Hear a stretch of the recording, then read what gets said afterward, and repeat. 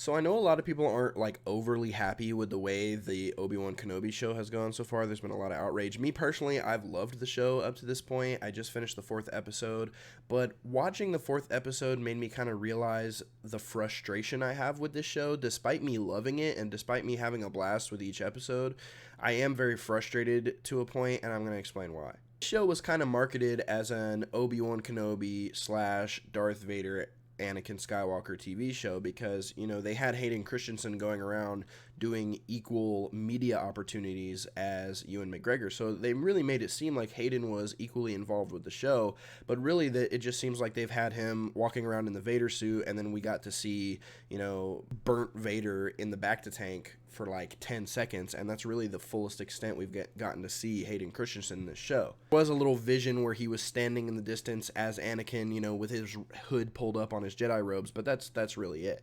So far, this show really just seems like it's Obi-Wan and Leia, young Leia, and I like the young Leia actress. I thought she's done a great job. I don't dislike the young Leia character. Like, I like that, but I really thought that would just be the first couple episodes. But then after the fourth episode, Obi-Wan had to rescue Leia for the second time in 4 episodes from Reva, and it just seems kind of unfocused a little bit, and I think we should be seeing more of Vader and Obi-Wan, and we should be seeing more of those interactions rather than so much of Leia and Obi-Wan. I like the Leia and Obi-Wan dynamic, we get to see how Obi-Wan feels, he sees Padme in her, and I think that that's a really nice and beautiful thing to see from this character that we love so much, but I just really expected more Vader, and I expected more Hayden Christensen. Like, some Clone Wars flashbacks would have been amazing. I think Ewan McGregor and Hayden are both young enough to play the younger versions of themselves, to where, when Obi-Wan was healing in the bacta tank, I would have loved to have seen him